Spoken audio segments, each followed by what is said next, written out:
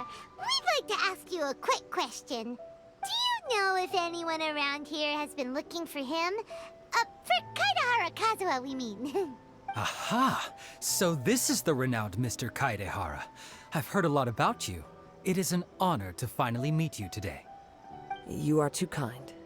We are currently investigating an assault and would appreciate any help you can offer. Oh? You were targeted in an assault? Let me think. I can't seem to recall anything of immediate interest.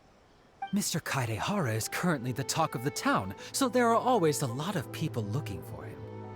To be honest with you, our detective agency has recently been receiving many inquiries from people wishing to obtain Mr. Kaidehara's personal information.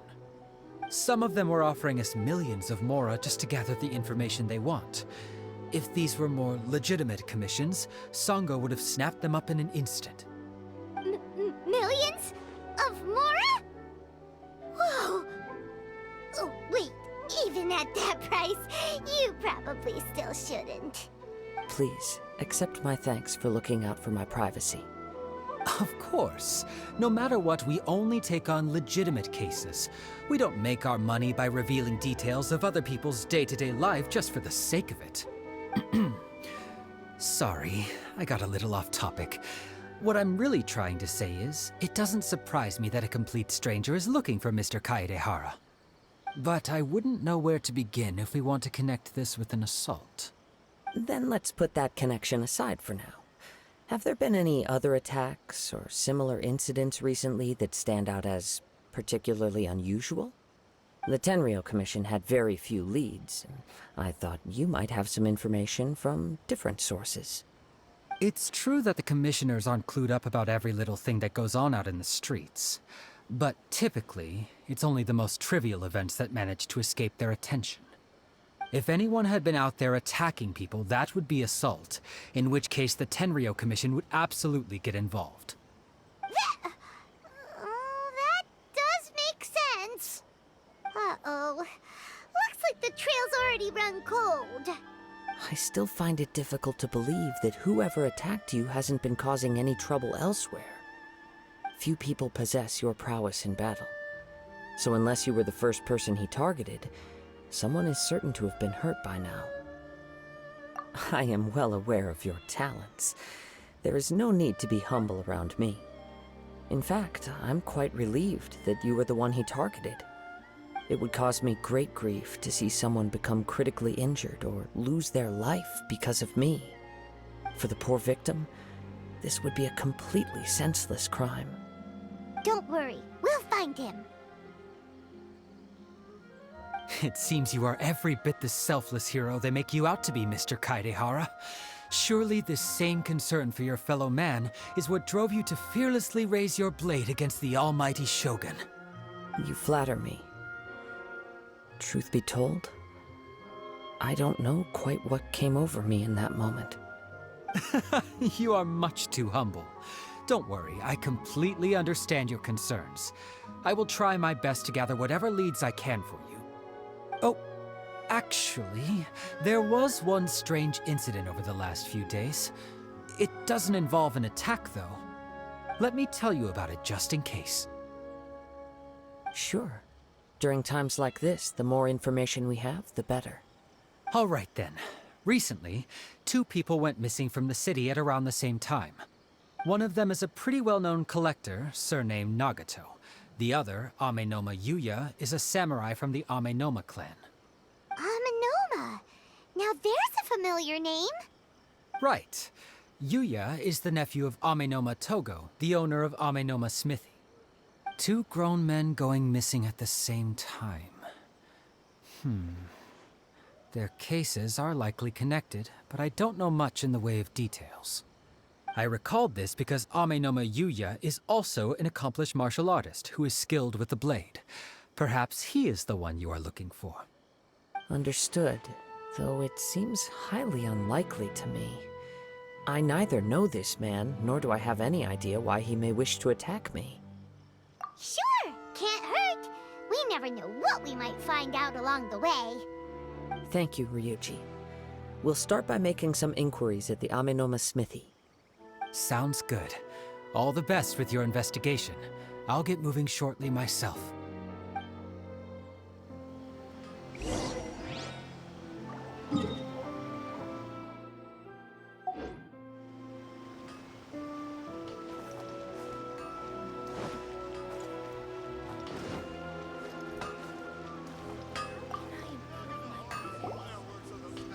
Ah, if it isn't Kaedehara Kazuha.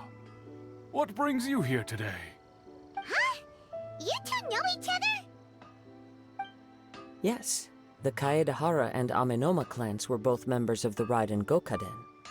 Historically, there have always been deep links between the two clans. After I returned to Inazuma, I visited Mr. Amenoma to pay my respects. Yes, you may recall the story of the Raiden Gokaden from the Iridori Festival. Though all bladesmiths trace their craft back to the same source, over time, each of us has arrived at a different blade-making philosophy, spawning the development of different branches of the same art. As an example, the Amenoma art strives to emulate the abiding patience and determination of water as it turns stone to sand. There is nothing mystical to our work. There is only practice, day in and day out, until both body and mind have memorized the craft, turning each motion of every technique into an intrinsic part of the bladesmith's life. As for the art of the Kaedehara clan, I believe it's called the Ishin art. That's right. Ishin art strives for complete harmony between blade and mind from the moment that forging begins. For only a blade thus forged can capture and convey its maker's thoughts and feelings, and eventually become an extension of its wielder's will. Indeed. Most samurai choose their blades, but an Ishin blade chooses its owner. You are, without a doubt, the most worthy wielder of an Ishin blade. It gladdens my heart to see that although the Kaedehara clan has fallen on hard times, its ideals and virtues are alive and well. You overestimate me. My actions are guided by my own personal sentiments, not by any noble aspirations on behalf of my clan.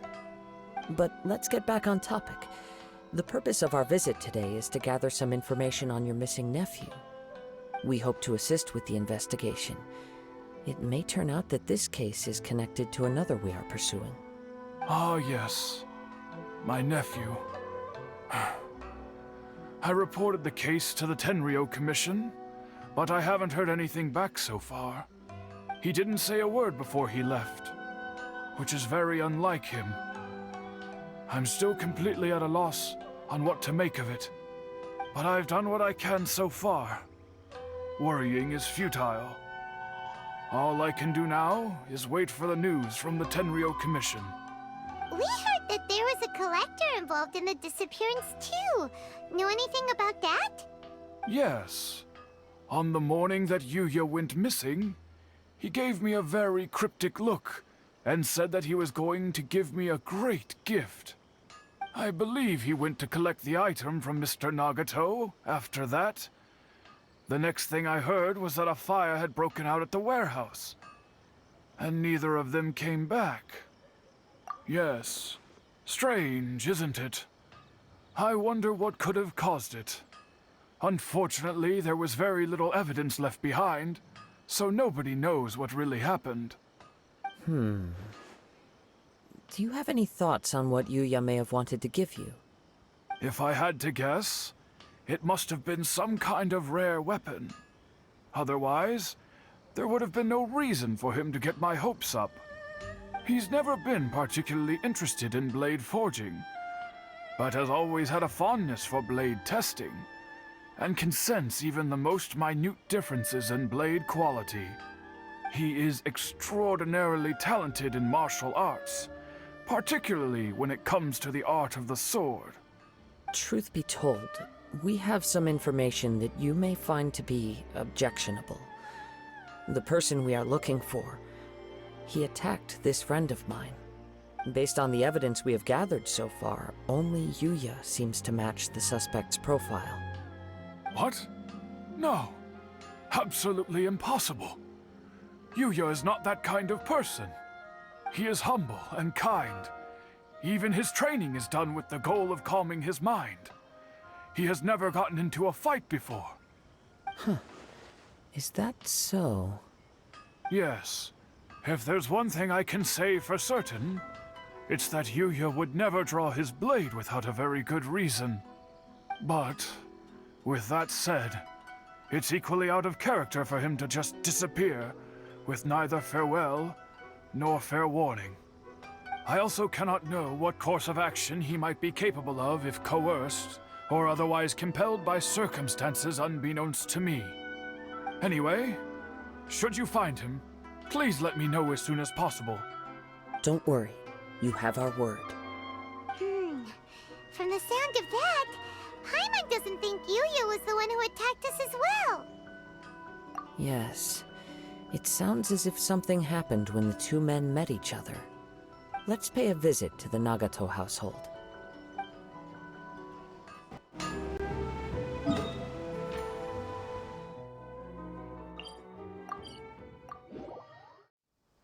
Time to go.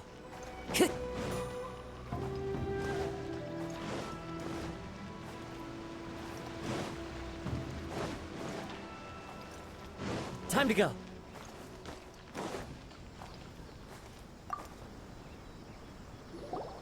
I'm very sorry, but we cannot afford to pay what we owe right now. My husband has gone missing, and I'm still trying to find him. No, you misunderstand us. We are here to help with the investigation. We'd like to ask you some questions about Mr. Nagato's disappearance, if we may. Ah, I see. I thought the debt collectors had come to visit again. I'm sorry you have to see me in this dreadful state. Has some new information come out? Do you know where he's gone? I'm afraid we don't have any new information at the moment. We're still trying to find out as much as we can to inform our search. With this in mind, can we perhaps ask some questions about your family's current situation? For example, Paimon's struggling to understand why a collector would be strapped for Mora. That's a long story. Ever since I've known him, he's been an avid collector of all sorts of things. He'd always get so animated when he was showing them to me.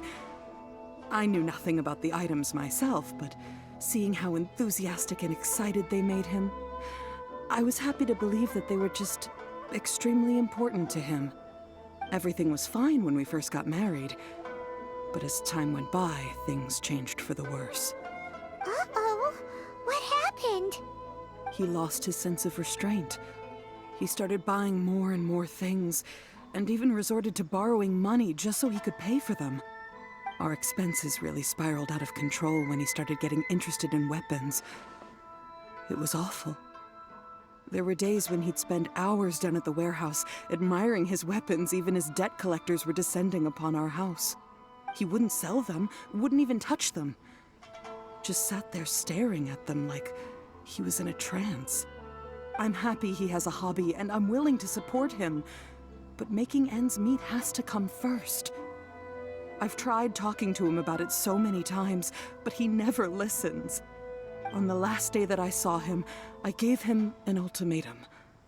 I said, if he refused to sell his collectibles and pay off his debts, I would divorce him and take the children with me. Whoa! And that led to an argument. Actually, it didn't. Generally, he's a quiet man who likes to go with the flow. On most things, he leaves the decision-making to me. You must understand, I never would have dreamed of threatening him with divorce if the debts hadn't pushed our family to the brink.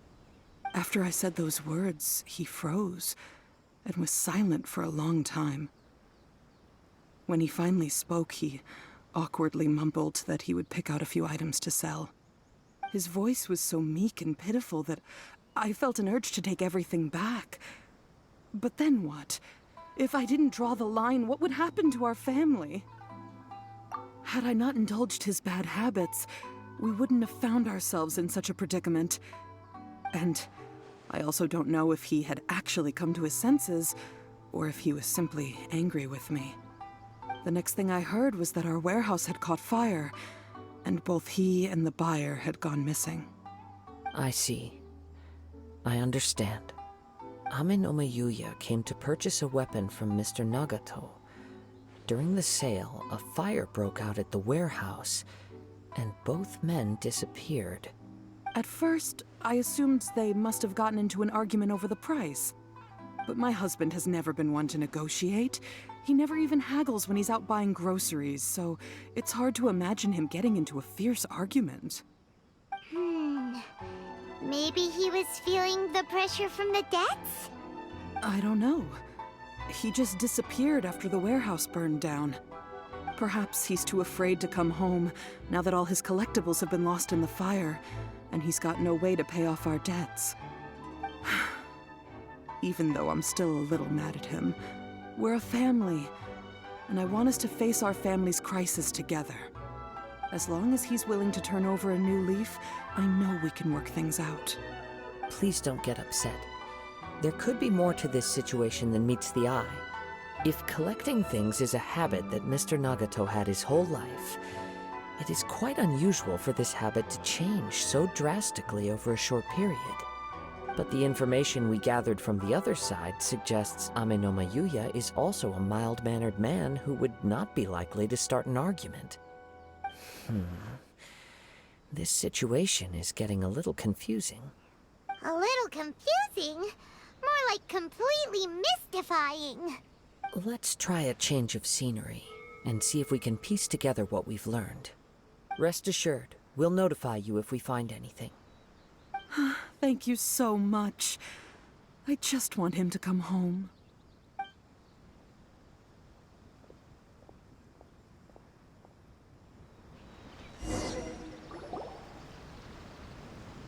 Based on the information we've gathered so far, I can only surmise that the sales meeting between the two men was somehow the catalyst for their disappearance. The fire at the warehouse likely played a part in how the situation unfolded, though its exact role is a mystery. Do you have any thoughts? Well, Paima was thinking that maybe someone accidentally knocked over an oil lamp and... Nope, never mind. Paimon's brain needs to rest for a while. Over to you. Right. I very much agree with you. It seems highly likely that we're missing a piece of the puzzle. Working off what we know so far, there are too many things that don't add up. The chances are that there are still some clues left for us to discover. One fact that I keep coming back to is that Amenoma Yuya is polite and well-mannered, while Mr. Nagato is introverted and passive. Neither seems like the type of person who is inclined towards initiating conflict. Mr. Nagato, being heavily in debt, is also the only one of them with the potential motive to disappear after the fire. The more I ponder it, the more puzzling it becomes. Just what could have happened there? Right. Although the time frame seems to broadly match, no other details that we've learned seem to link the two events together. Amenoma Yuya lacks a key distinguishing feature of the attacker, namely that he is principally a practitioner of the blade testing techniques of Amenoma art, not those of the combat-oriented Ishin art. Darn! We thought we could get two birds with one stone here, but at this rate, it's starting to look like a wild goose chase. Let's keep going, since we've come this far. If we can solve the case, both Mr. Amenoma and Mrs. Nagato will be able to get some closure. Okay, but where should we go now? Let's head out of the city and check out the warehouse. There's still a chance we may be able to find some shreds of evidence.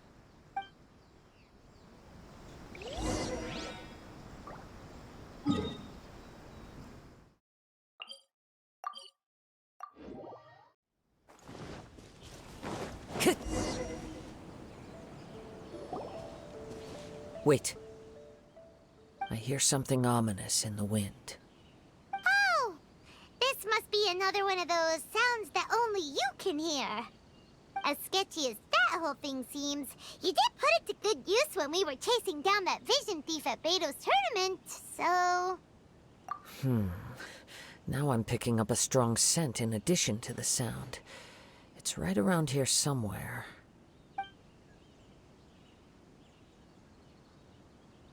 But there's nothing here. It's gone now, but I can still sense the direction it left in. It felt very much like that ancient presence in Inazuma. The remnants of the Tatarigami. Indeed. But this unexpected spring of inauspicious energy may prove to be of benefit to our investigation. We should remain vigilant and approach slowly. Huh. So it's an underground warehouse. The force is definitely coming from down below. The source of the Tatarigami energy has long since left this place, but the residue it left behind still hasn't dissipated completely. Judging from the concentration, I would have to conclude that the Tatarigami source resided here for a very long time. Mrs. Nagato said her husband used to hang around the warehouse by himself a lot. It could well be that he was already under the influence of Tatarigami energy at that time. From what I've been told, Tatarigami does not turn all upon whom it preys into violent monsters, but most will develop a stubborn streak upon being exposed to the Tatarigami's unfulfilled will. Their interests become fanatical obsessions. Mr. Nagato had an interest in collecting to begin with. The influence of Tatarigami could explain why he became an obsessive hoarder, amassing more and more possessions, even as he put himself in grave debt. So what should we do now? Go down and take a look? Step back. I'll open the door and take a look inside. If we don't open this door, we can move no closer to the truth. You needn't worry. Both of us have faced far greater dangers than this. Relatively speaking, the risk here is trivial.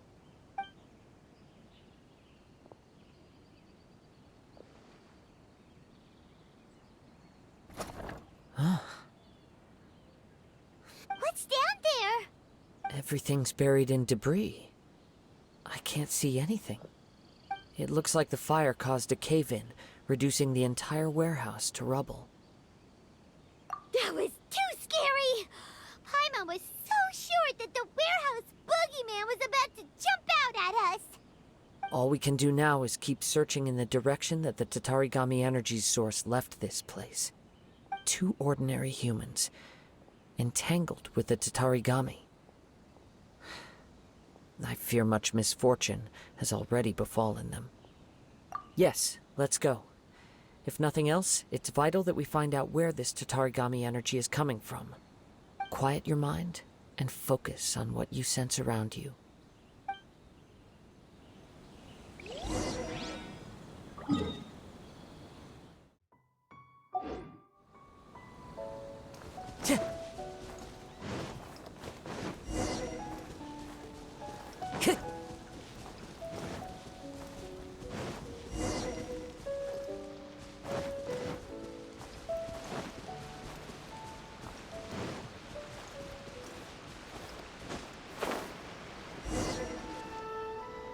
From this point, the trail appears to split into 2. The main source of the Tatarigami energy continued on into the distance, but a small portion remained here and seems to be dissipating slowly. Quite possibly. Let's search the area.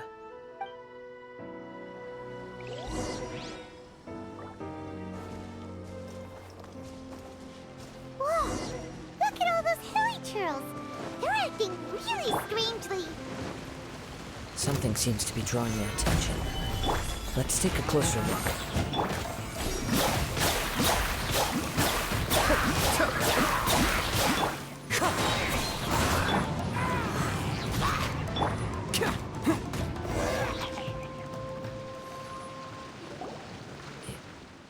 It's... Ugh! Look at this red By the looks of it, a letter written on a piece of torn clothing. The ink is bone dry. It must have been written quite some time ago. Well, let's take a look.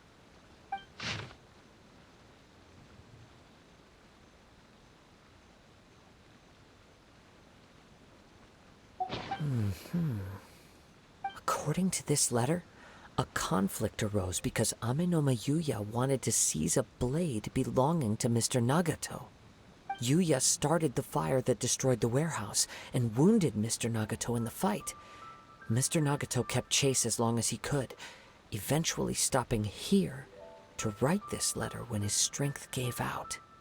So, where is he? He was not only mortally wounded, but also under the heavy influence of Tatarigami. Add to that the fact that its aura seems to have attracted a horde of monsters, and I'm afraid he may no longer be with us. Whatever traces there may have been of his fate beyond after this point, they've since been disturbed by the hilly churls. There's nothing more for us to find here. Yes, right now we need to uncover some more important truths.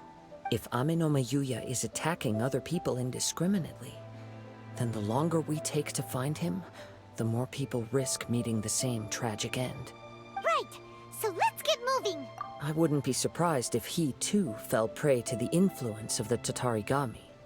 For a practitioner of the martial arts, the easiest desire to inflame would be their pursuit of further power and skill. All the clues that at first seemed disparate and disconnected, it seems that now we know the thread that runs between them. I have a hypothesis that, if it's correct, not only explains the series of events leading to the two men's disappearance, but also zeroes in on the attacker's identity. Wait, you figured it out? So these two cases are connected after all? I believe so. But it's something of an outlandish idea. I will only be able to confirm my suspicions once we've met him in person. On with the search. We must stay vigilant. At any point now, we may find ourselves in danger.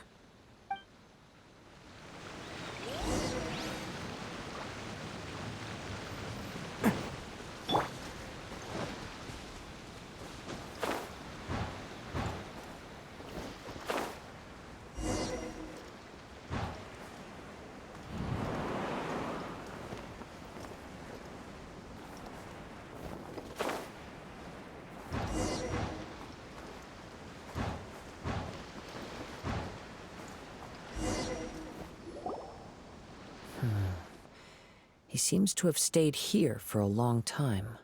Why here? Is there anything special about this place? I'm not sure.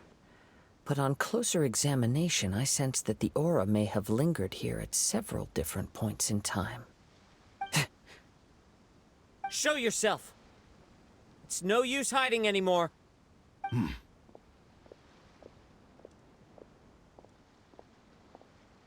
Kaede Harakazua. It's you, at last. Aha! So it is the same guy from before! What's your problem, huh? What could you possibly have against Kazuha? Indeed, there should be no enmity between us. If it is Ame no Yuya that stands before us. But what if instead of facing Ame no Yuya, we are in fact facing the blade in his hand? Now that you mention it, it is giving off a strange light. Whoa, whoa! Surely you don't mean... Are you serious? Tatarigami energy often lodges itself within physical objects, then works to subtly affect any living organisms in its vicinity. The blade has resided in Mr. Nagato's warehouse for many years, affecting his state of mind, and more recently using the sale as a means to affect, or rather as a means to occupy, Ame no Yuya's body. You're sharper than I thought. You've already deduced the truth of the matter. Many, many years ago, I was forged by a famed bladesmith of the Ishin tradition. I was his pride and joy. In me, he placed all his hopes and dreams. As a descendant of the Kaedehara clan, you should be able to guess our greatest regret. I presume it has something to do with the Raiden Gokaden. Indeed. At that point in time, he failed to live up to the Raiden Shogun's expectations. In the end, all he could do was to flee the nation by sea on a ship bound for Snezhnaya. He was a bladesmith of great renown, a master of his craft. There was nothing that he could not accomplish. All he needed was more time and a little faith. And sure enough, in the end, he achieved what he had set out to do. All of his life's work, his wisdom, his skill, it culminated in his creation of me. He not only bestowed upon me the greatest of strength, but also endowed me with a consciousness of my own. In her conceit, the Raiden Shogun lost not only the single most perfect blade in the entire world, but also an irreplaceable achievement in the art of blade forging.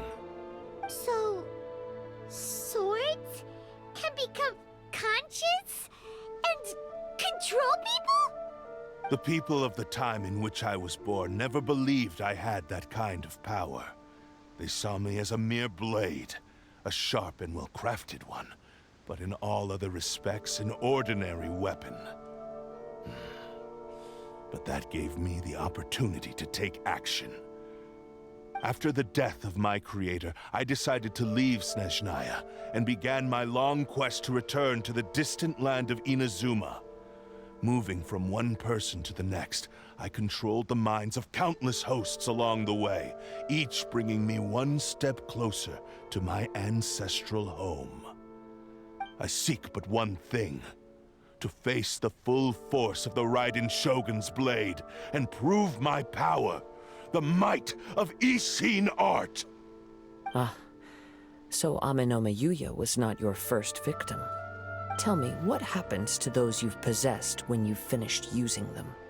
My hosts? Who cares what happens to them? They are but tools that serve my mission. When they got tired, or injured, or unusable, I hopped to the next one in line. All I needed them for was to take me back to Inazuma. You're awful! After I returned to Inazuma, I decided to bide my time in Nagato's warehouse until Ame no MIUI handed himself over to me on a silver platter.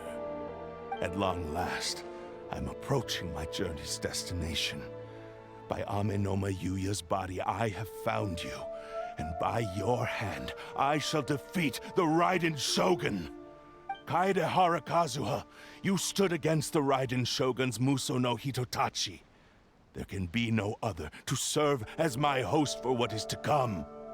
Now, give your body over to me!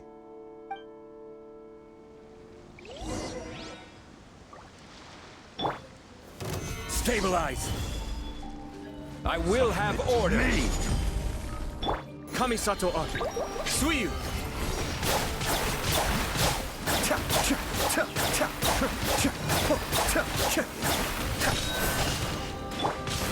Who wants some of this? Let's roll! Do not stand in my way, or I will strike you down too! Your bluff's fooling no one! You've lost!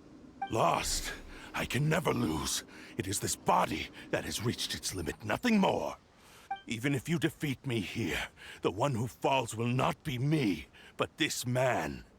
He is but a puppet that can be replaced. I can take a new vessel at will. The end result is the same! I will end this wretch's life before you can lift a finger! And even if I were to lose my physical form, it is but a small setback.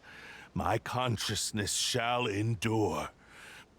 By any means necessary, and any medium available, I shall return and fulfill my destiny!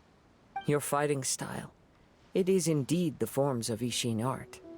But from your movements, I sense only hatred and arrogance, as well as a thinly veiled mania and despair. Really? You can tell all that just from his moves? As I've mentioned before, the forms of Ishin art convey the user's thoughts and feelings. Since the blade is currently possessing Amenoma Yuya's body, its movements express the innermost thoughts of the blade. If you ask me, the mania is probably due to your desperate, single-minded ambition. You believe I am your only hope. Are you trying to claim that I am helpless without you? On his deathbed, he passed to me all of Ishin Art's secrets. The little that you know barely scratches the surface. In that regard, why would I ever need your help? Because all of that is in the past. I've been wondering why you've not caused more trouble in all the years that you've been in Inazuma. If you are indeed a cursed blade that can possess its owner. Now that I've seen inside your mind, everything finally makes sense. You weren't biding your time. You were trapped. After all the time that's passed, you have grown weak. To the point that you are now unable to acquire a new host without making physical contact. Oh, that's right. Paimon remembers now. Mr. Nagato had a habit of never touching his collectibles. Only when Mr. Nagato witnessed his wife's distress and decided to sell his collectibles did you finally have an opportunity to reach out to Amenoma Yuya and make your escape. And what of it? Well, that brings me to my second point. There's a despair in you that is so strong it threatens to overwhelm you. You were determined to fulfill your maker's ambition, whatever the cost. But this ambition is too grand and too heavy for you to bear. Each step you have taken has come at a great cost. I think you realized your limitations long ago. The more you clenched your teeth and pressed forward, the greater your fear of losing everything you had achieved grew, and the more you wished to run from the truth. But the way I see it, what began as an ambition has long since become a delusional fantasy. What would you know about any of this? I'm just one step away from achieving my goal! You returned to Inazuma to prove the unparalleled brilliance of Ishin art.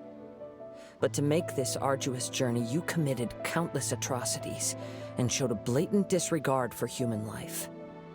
Even if you were to sever that divine light, is this truly the outcome that your maker would have desired? You... Sure, you inherited the secrets of Ishin art. But even as you made your journey to honor this legacy, you treated the ones who wielded you as mere tools to do your bidding. How could you possibly unleash the full potential of Ishin art when you act in perfect discordance with the principle of harmony between a blade and its bearer? Silence, you blabbering fool! I must achieve my goal. This was his life's dream, and the very purpose for which I was brought into being. I will concede that you are most perceptive. You see my predicament clearly. But you also underestimate my resolve. And you should face reality. Easy for you to say. Facing reality offers me nothing. I have no need of anything that would stand in my way. Not hesitation, not self-reflection, and certainly not your so-called reality. It is pointless to argue further, descendant of the Kaedahara clan. If you wish to save this man, then offer me your body in exchange. How stubbornly you stick to your wayward path. I do not believe for a second that you can challenge the almighty Shogun in your current state. So let us make a bet, and I will put your strength to the test. What? Surely you're not planning to agree to his demands. Very well. Then find yourself some enemies with whom you wish to cross blades. A taste of my power will more than convince you. Once we have dealt with them, we shall proceed to Tenshukaku. And as for your end of the bargain, if you lose, you must release Amenoma Yuya from your control. I accept. Don't do this, Kazuha! This is the only way to save Amenoma Yuya. If we don't do this, he'll forever be the Blade's puppet. The cursed blade's strength is currently very weak, and I sense he's hesitating. This suggests his heart is still not completely devoid of honor. The power of the Tatarigami lies in intensifying existing obsessions. This is the reason Mr. Nagato and Ame no MIUI fell prey to it. Since I don't have any similar kinds of obsessions, I should be able to put up some resistance for a while. But even so... Even if things take a turn for the worse, I still have you both here with me. We have a chance here to save an innocent victim. I am willing to accept the risks entailed. Your disdain for me betrays your woeful ignorance. I agreed to this bet because there are things I wish to learn too. Now, take me in your hand.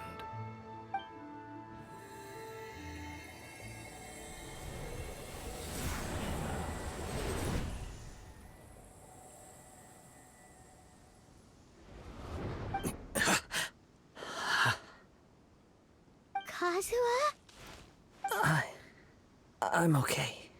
I felt a little dizzy at first, but only for a moment. It's all right. So far, this was as I expected.